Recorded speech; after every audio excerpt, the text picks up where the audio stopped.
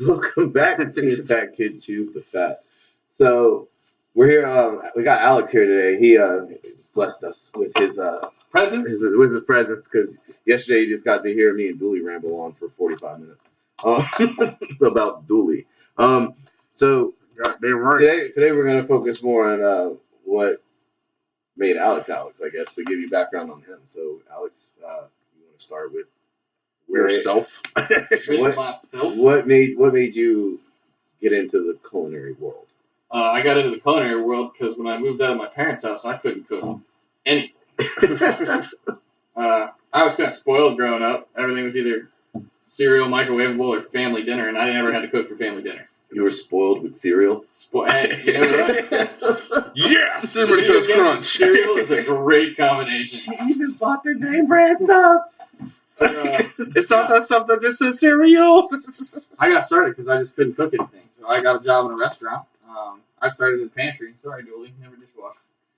Cheers to you, buddy. Yeah. I skipped a step, but I started in pantry, and I loved it. I don't know. It's good at work and have fun. Sometimes it sucks.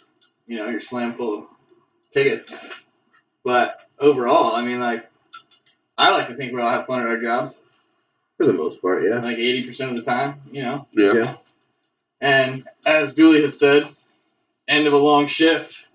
Time to get shift-based. I think, like, this week for, like, Dooley and I is going to suck. We're really busy this week. So, like, after you were in pantry, like, where did you go? Like, I jumped around a lot.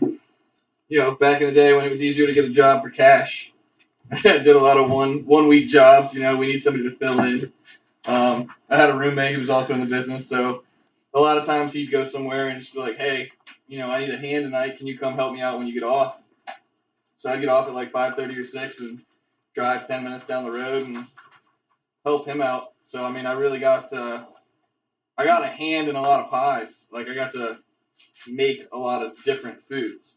I worked my way up and down Colley Avenue, and really did a lot of different spaces. I've done pizza, seafood. Like, I've tried big chains. Not my favorite thing, you know. I know you've done a couple of them that. Actually, I've only done one, like, big chain, and that sucked. Well, that was, like, fast food chains. Yeah, I did. We won't mention them, but they totally tricked me into that. Like, because that was not what I was expecting at all. I haven't done fast food. I'm happy to stay away from that, honestly. Yeah, I'll never do it again. I've never done it. So I'm happy. I like the whole casual family restaurant, you know. Yeah. Fine dining's all right, but I don't know. I jumped around a lot, and I just loved it. Like, knowing how to cook a meal, it's a great way to impress a girl. I'll say that. I don't think anyone's going to disagree with that. I mean, yeah. Like, yeah, what do you want to do for our second date? Like, yeah, why don't you just come on over to the house and, you know, we'll watch Netflix, pop a bottle of wine, and, you know. Watch some Netflix, eat some tacos. Netflix and chill now, man. Tacos, bro. But yeah, I don't know. I just really jumped into it. I had my first meltdown at my first pantry job. That was interesting. Elaborate. You gotta elaborate. Oh, I gotta elaborate. I'd probably been there for a couple of months, and I think it was a holiday. I don't even remember. I just remember that we were slam busy, and like you were talking about last episode, you got 2 reels full of tickets, and the printer's still going to the floor. There were usually 2 people on pantry on Friday night. I was running alone, and I was buried. Just buried. I was separated from the rest of the kitchen. I was actually like a step up. You had to literally like leave the line and step up to go to pantry. I was closer to like the coolers and stuff, and it was just me up there. So no one saw how buried I really was. They were just calling for bun setups and, you know, how long is this nacho? And it was like, I don't know. That was literally it. There was no 2-minute call. I don't know. I don't know anymore. So probably after about 15 minutes of I don't know, yeah, I have no problem saying this on I was going to say camera, but I guess on audio. Like, that's why I didn't bring a laptop out here this time, because I kept staring at it like they could see me. But I have no problem saying this on air. How about that? I cried. Still to this day, really don't know why. I just had to staff offline. I walked out back and I lit a cigarette, and my assistant kitchen manager came running up to me, and the sous chef was like, "What are you doing?" And I was like, "I don't know, man. I just need a minute. I don't know what's going on." Like, he was like, "Do I need to get someone to cover your station?" I was like, "No, I just need a minute. I'll be back in. I got it. It's all good." And that's what happened. He did not get anyone to cover my station, so I walked into still a spool of tickets coming off the and you're not getting any help. Yeah, not getting any help. No. Thankfully, I didn't have anything in the oven, so I didn't burn anything. But I still, I left my station with 7 what was called to die for salads, and it had 20 items per salad. Perfect. And I was just getting slammed with those things. So the ultimate chef salad. Yeah, it took 5 minutes to make. So I just had 7 of them halfway done sitting on my cutting board. And I walked back into that okay, cigarettes set, buckle down. Here we go. How much, how deep into service were you? Is there still, are you looking at, hours? Oh, no, yeah. They were probably an hour and a half, 2 hours into dinner with easily probably another hour and a half, 2 to go. And it was just, it was a shit show, hands down. And luckily, I'm pretty good at multitasking. I'm a little ADD, and I like to think that actually helps sometimes because you can focus on more than one thing. But I just went through all my tickets, and I was like, you know what? There's at least 20 buns. Buns in the oven. All right, bun setups are coming. Finished my to die for salads, just buckled down and kept going. And after that, it doesn't really matter how busy I get now. It's just there's a light at the end of the tunnel. This will end. Right. I don't know if it will end well. But it will end. I've had those shifts. I feel like every good chef has had that breakdown. Or either have you I had that whole walkout. I think you were there. Yeah, you had to walk out back. I don't know what's going on anymore. I need 3 minutes, man. Right. I need a reset button. Yeah. Let me get 3 minutes. Kitchen manager thought I had grease in my eyes because I just walked off. And why are you crying? I don't know, man. I don't know. I need a minute. I don't know why I'm crying at work. There's no crying. I am not a crier. I do not cry in front of people. But that, I still don't know why. Just tears coming down while I'm smoking. Cigarette in hand, just I don't know, man. I need a minute. That reminds me of the Pineapple Express where he's just eating the thing where he's just crying on stage. I don't know what to do. Tasting your tears and everything. Just I don't know, but this cigarette's salty. Why is it salty? There's bad moments like that, but I think that overall restaurants are pretty fun, and I definitely believe that everyone should work in the restaurant at some point. 100%. Front of the house, back of the house, whatever. Just you don't really know when you go out what people are going through. Yeah, you don't know what's going on the other side until you've been there and you've seen that. And you're sitting at a table for 30 minutes, where's my food? And the restaurant's full, and the server is there's a line out the door. I'll go check on it right now. That means shut the fuck up. Yeah, it's coming. I'm gonna go check on that right now. Right, I don't know. I don't have an answer for you because the chef doesn't know how long. It's in there amongst the other 80 orders. That's right. I don't even know if they've started cooking your food yet. Your ticket's in. Beyond that, I don't. If I try to ask, they will throw things at me. I think it was Matt Bronger that said this. It was I think everyone should work in a restaurant for 2 weeks. I say 2 months. I say 2 days on busy nights. I think if you go through it, just one busy night will set you. No. I say 2 months because you get those dead days where you don't know what to do, and you're just I can totally quit. I can't quit because I have to be here. And then you get those busy days, you're yeah, I'm getting money, and then you're I fucking hate this. And so you have such a bipolar episode with the whole thing. You're just, I don't know what to do. I'm making money though. I can pay rent. I hate my life. But see, that's more of the server struggle.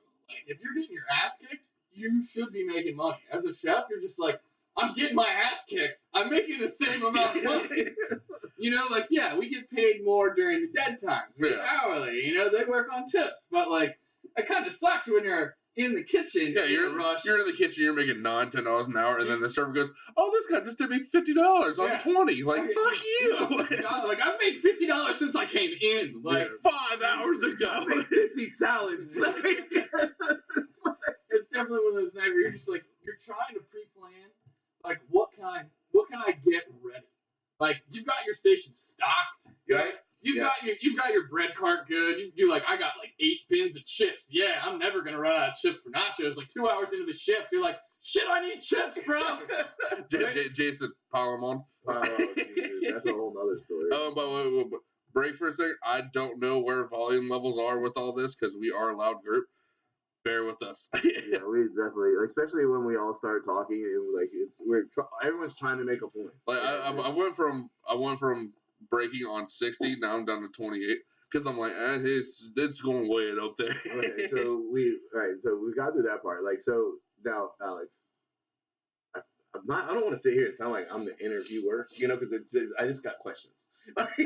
So let's go past all that and after we met and all that, and when we turned this Team Fat Kid thing into what it is. Because if you think about we're I don't think there's a social media out there that we are not involved in. There's Tumblr, but I don't know what the hell that is. We don't do the Snapchat. Well, we have a Snapchat, but we don't use it. Yeah. That doesn't seem like a very us thing. For us, that seems like too much work on Snapchat because it's like, oh, what are we doing? Half the time we're recording it. It's do I want to post a 1-minute video that I've already posted to Instagram? I'll throw one on the bus, Chase. Maybe you could work on that. I'm not even worried about Snapchat. Yeah, I don't care. I don't care about Snapchat either. By the time I met you, I worked with the producer at a Tennessee country club, and that country club life. That country club life. That was the hidden gem that I screwed you out of. You know what? I don't think you screwed me out of that. I think it worked out better for me in the long run. I remember having to go through 4 interviews to get that job, though. Right. I got an invite to come be a kitchen manager, and it was like, by the way, you have to interview with her, him. Oh, okay. I was just happy when we were going into that store. Yeah. That I was no longer going to Richmond. We worked for a gentleman who owned a couple of stores, and he had multiple locations, not all the same store. We were currently working at the smokehouse. Yeah. I did lead the country club life, which was it was all right. It was fun at times. There was a lot of dead time though. Yeah. You're kind of pandering to the crowd, and oftentimes there's not members. A crowd. Yeah, the members. But no, I was already into management by the time we met, so I was well into my career. And still in the kitchen. I'm out front now. I'm a trader. Trader. And I think that there's a point in the progression of your career, in a financial point, that you're going to have to eventually step foot out of the back in order to progress in your career. I'd say that you really have to go into a large chain if you want to make money as a chef. Especially in this area. We're not Richmond. Yeah, no, there's a lot of finer dining places or even smaller places in Richmond that are just kind of very niched. Right, yeah. And you can make a lot of money as a chef in those locations, but as far as locally here in the Hampton Roads area goes, there's not too many. And I think Portsmouth had quite a few that have now since closed. Right. They were very fine. Portsmouth was up and coming for a minute, and I think I think the tolls killed it on the tunnel. On the tunnel, that's fine. Yeah, people don't want to spend $2 both ways. You know what I mean? So you get $4 just to go there. Yeah. So I think that had a lot to do with it, but I think you're right. In order to progress, I made the choice to move out front monetarily.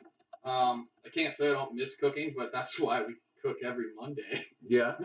That's true. That's my getting my fetish in. Yeah, I want to cook some food, and we definitely cook the whole quite a bit Team of it. Fat Kid thing is us doing what we want to do, as opposed to being what we love. Yeah, what we like. Instead of somebody telling us you have to make this dish, we are half the time we don't even know.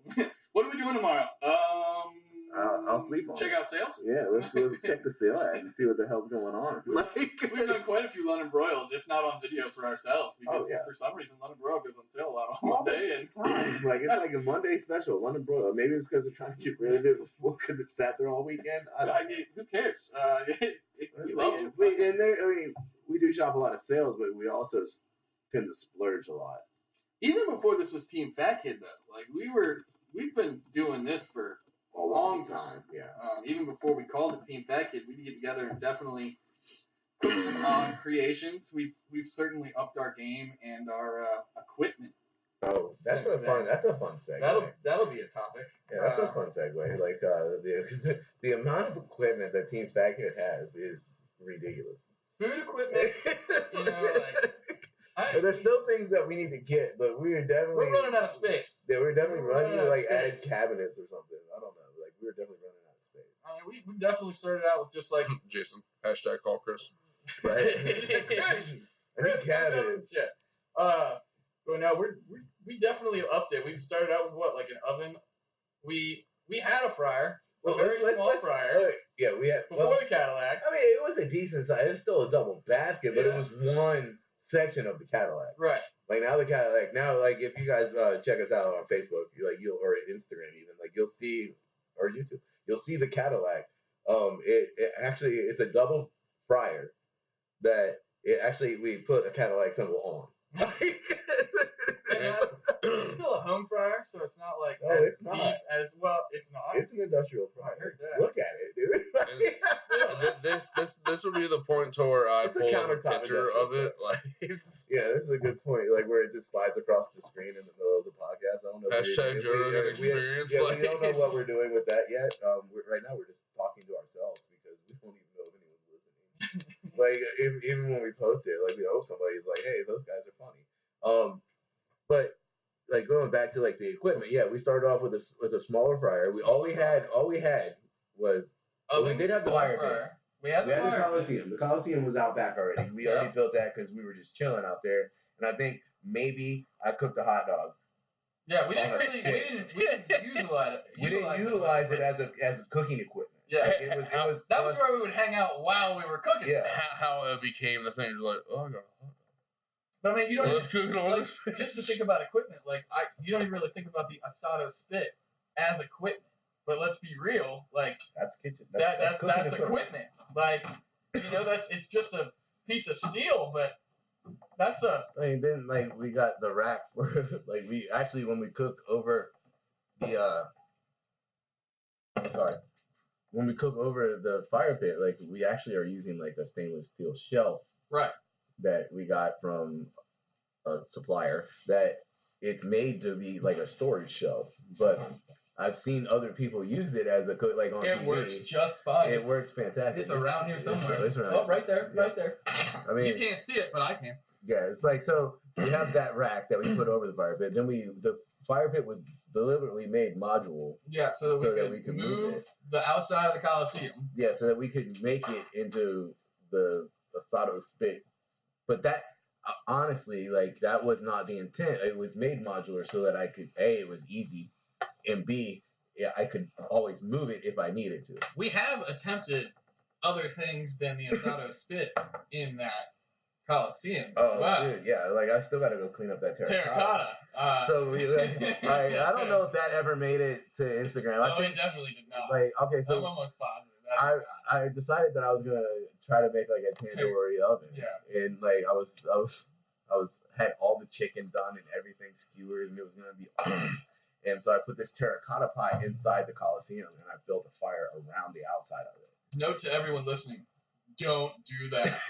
I mean, it's probably all right. So I went a little extreme and like I filled it with wood around the outside of the terracotta. We probably should have just started with like coals. Like I mean, I had a whole plan going into that, and then like no crap, like I got the fire going, I'm getting the pot hot, and it exploded. Yeah, literally. Like, well, at first it did like that loud pop, like when like a side split open. Like you would think our pizza stone would have done. Yeah, that thing didn't make any noise. So, well, I don't know, it might have. We just weren't paying attention. But then the whole thing just like boom, like there's like little pieces of it now all in my yard. Are you talking about this? Yeah, one of those. So Julie just pulled one up on the laptop. He just pulled up. He's like, "You talking about a terracotta pot that you plant shit in?" Like, I've never heard of that before. So, which also we might want to look into that. Maybe that's not. See, they have like a grade of terracotta. Well, like from what I understand. Well, when I was thinking at first, like just foreign word for me.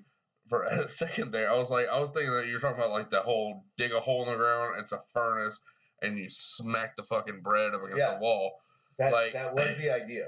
That's what I went with like a modified version. But I mean, let's be honest. Like the way that the Coliseum, we love modified kitchen equipment. The way the Coliseum, we'll get back to that. Like the way the Coliseum is designed is for good airflow. And that fire had to be hot as hell. Oh yeah. Like, I was probably pushing 700 degrees on that terracotta pot. And like, I mean, so maybe, I mean, it's supposed to. But then I watched like a YouTube video. Yeah, I do that too. And like, so you buy like a smaller terracotta pot. You put it inside, and then you put an earthing around it. Like you fill it with dirt, and then you create the fire. So the dirt. So it's insulated. Yeah, it's insulated, and it's not like this 700 degree fire. Like, because that thing was gonna be, that chicken still came out good. I will say, Team Fat Kid, we are all at some point have been chefs.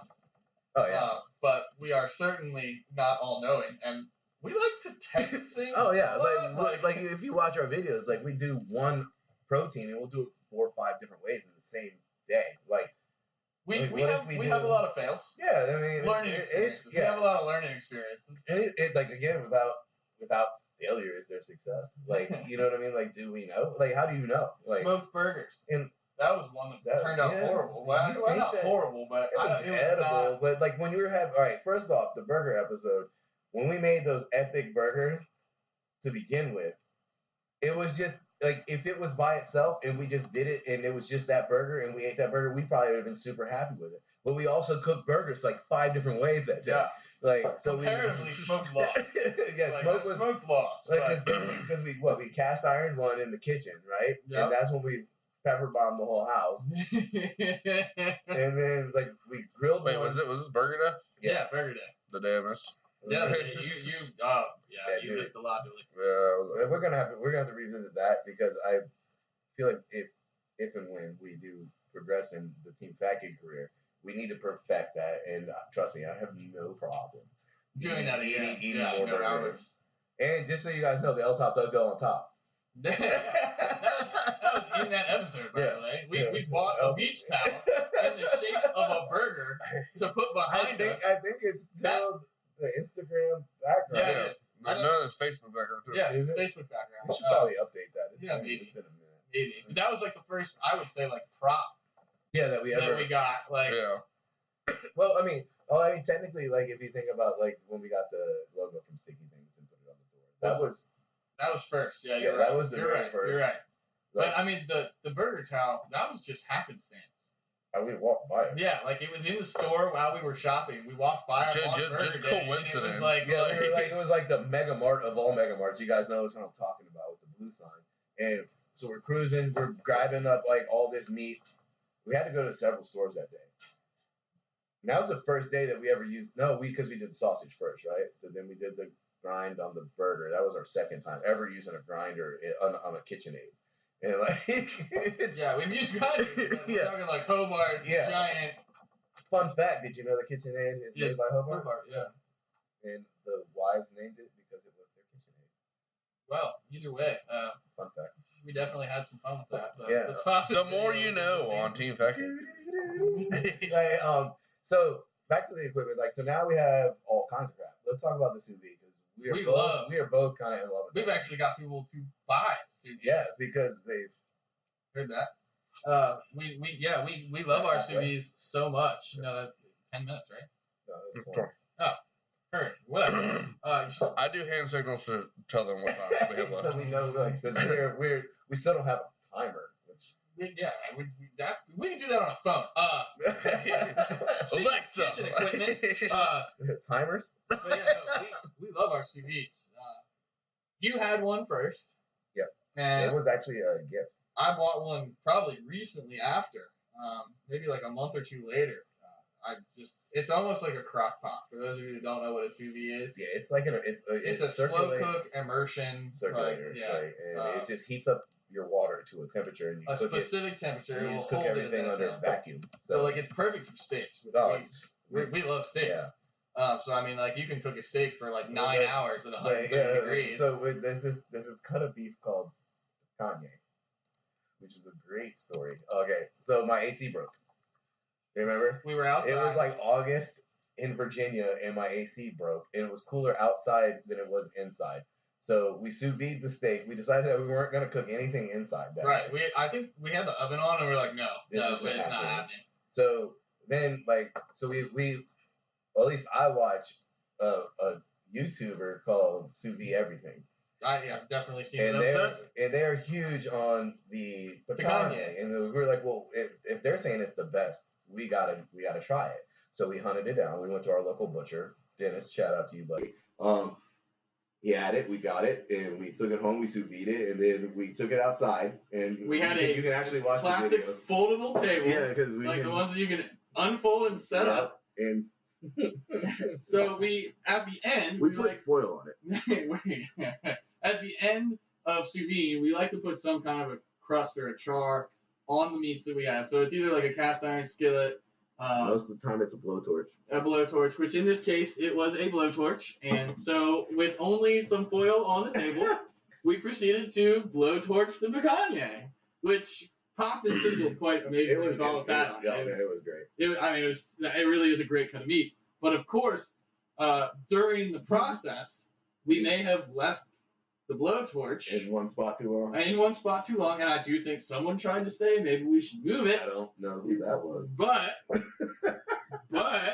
we did not move it. No, we did not. So we melted the table a little bit. And the YouTuber, actually actually commented that it made him die laughing. Laugh hysterically. And that, to us, I think that is.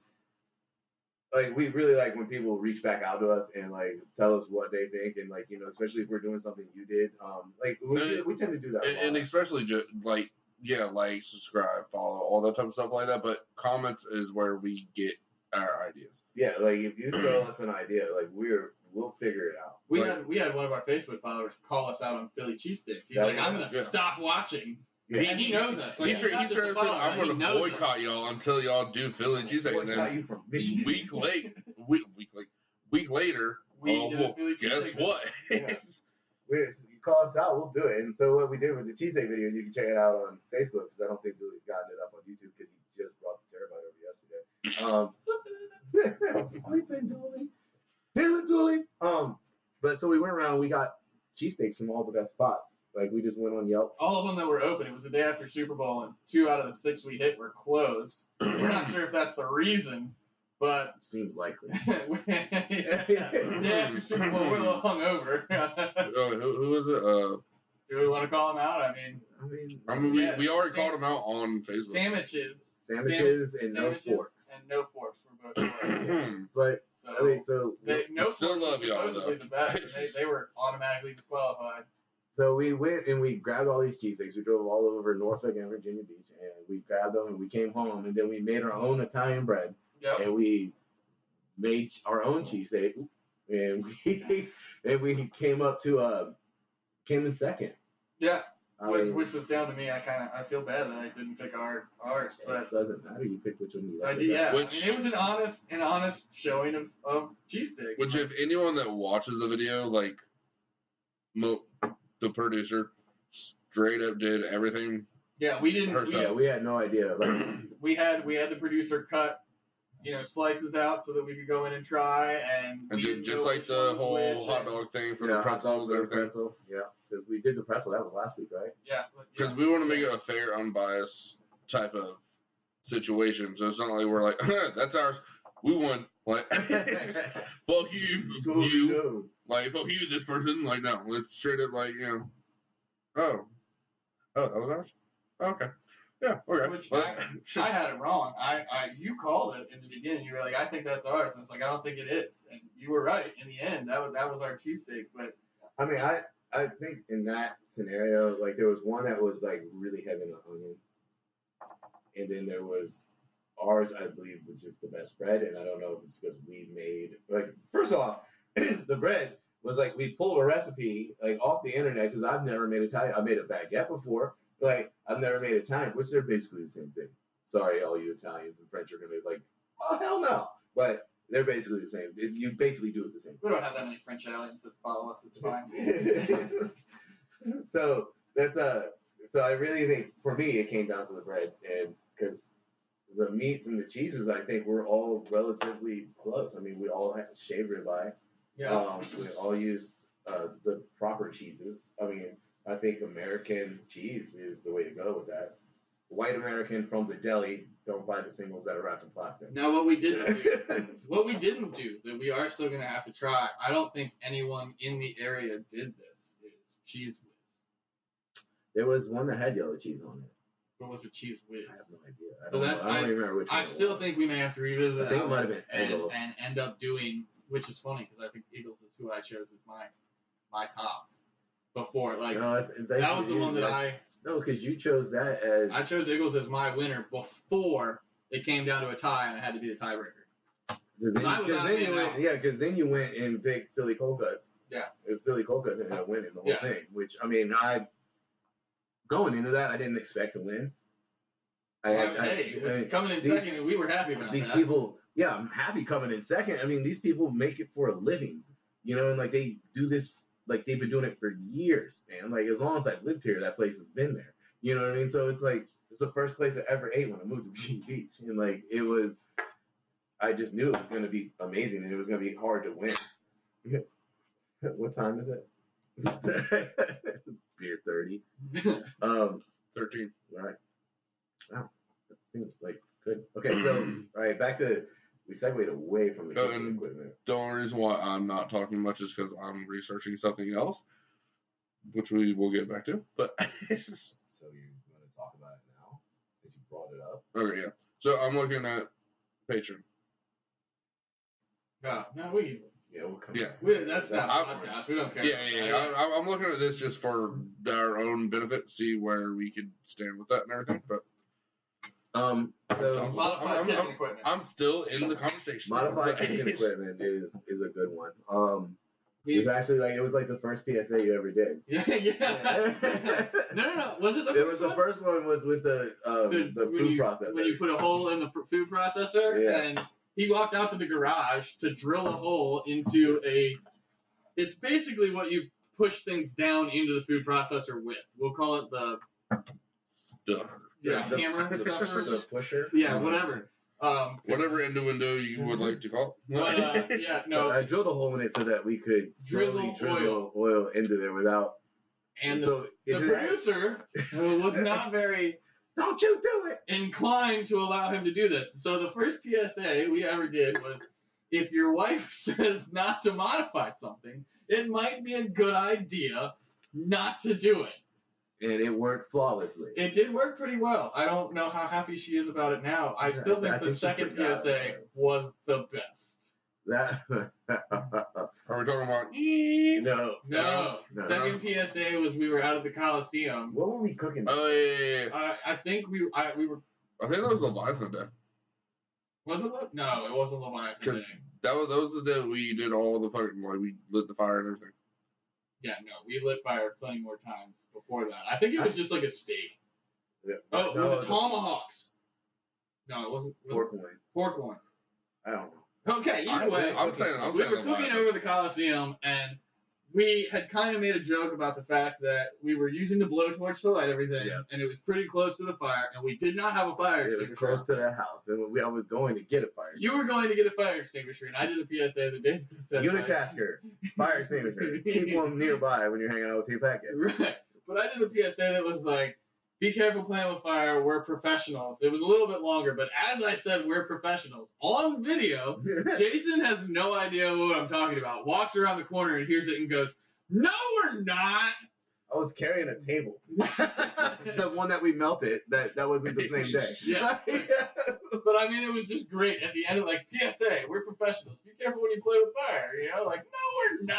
That was good. You can definitely check that one out. That is definitely up there. That is definitely up there. But, I mean, thanks for fucking that up. Yeah, that's the end. I didn't know he was recording anything. I mean, it makes sense now when I think back. Like, why would he just be in the backyard talking to himself?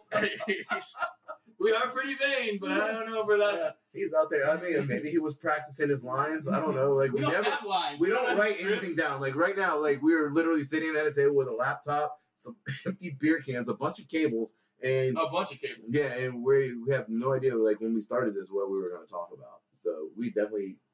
I mean, we flip around a lot, but yeah. I mean, this is like you guys listen to what we actually talk about. This is the fat kid thought process. Yeah, this is actually how the magic happens. This is like us at the store. What about this? Ooh, shiny things. Yeah. Like, How long you been looking at that for 5 seconds? Put it in the cart. Put it in the cart. Why are you staring at it? We don't have that kind of time. Like, why did you stop? You're looking. Why are you still looking at it? Are you reading? Just put it in the cart.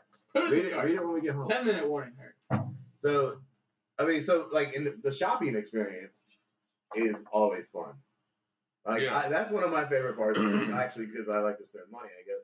But like, one of my favorite parts of the day is when we go shopping, and like, because most of the times, like, I actually do come up with something at the store. Well, most of the times I go in there having some sort of idea, and I do like I don't know, like I just come up with crap, and I don't like to tell anyone. Well, yeah, it's always great when I see a post on Facebook that I'm one of the like managers of, and it's like, guess what we're doing tomorrow with this piece of kitchen equipment, and it's like, how do I not know? Like, he has something in mind, and I call him, and I'll be like, Jason, what are we doing tomorrow? And he's like, it's a surprise.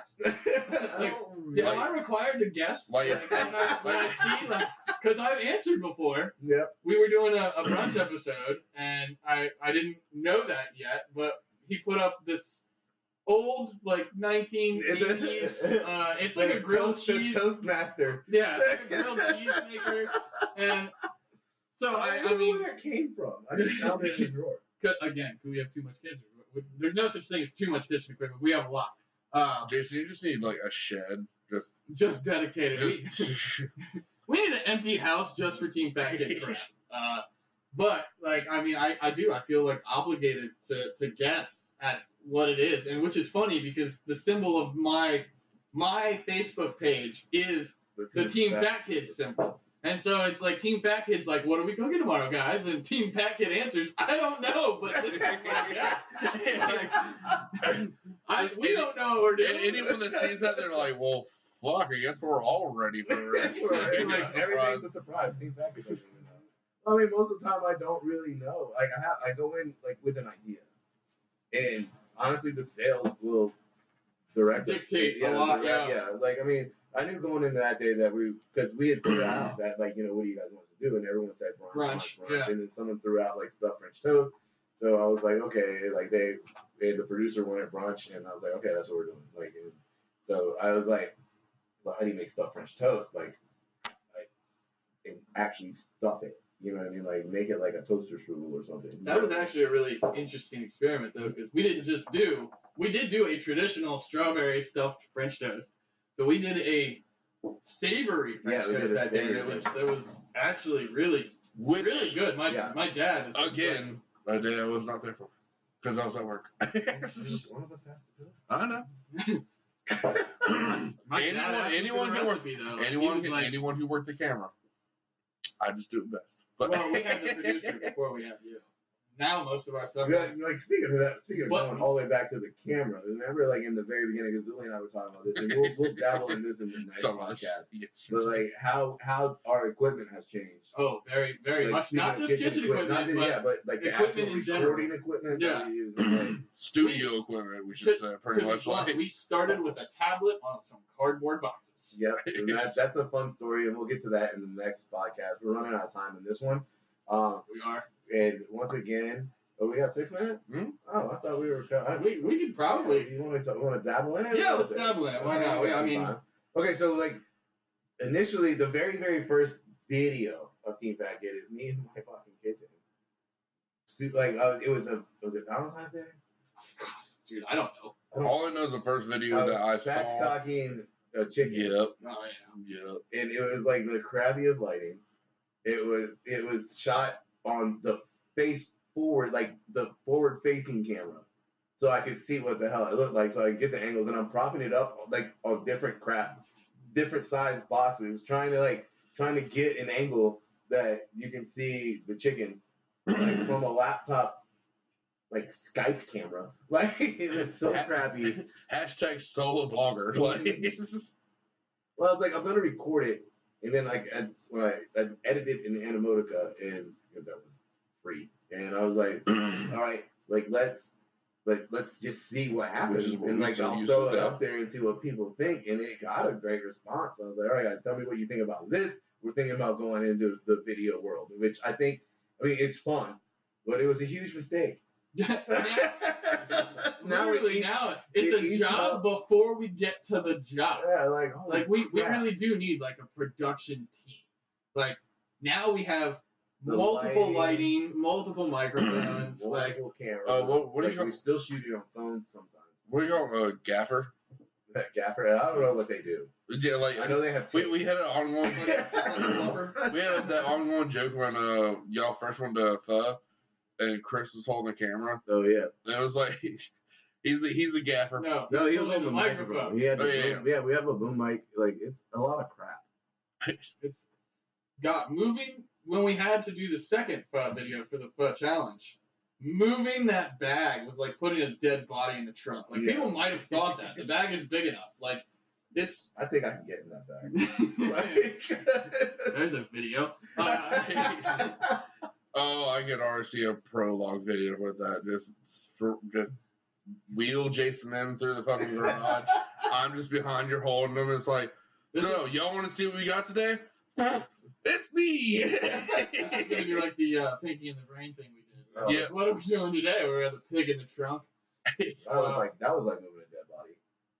It was. Yeah. I love how we were like, yeah, we need like a 20-pound pig, and they were like, all right, when do you need it? Like today. Like, ooh, we don't have a 20-pound pig.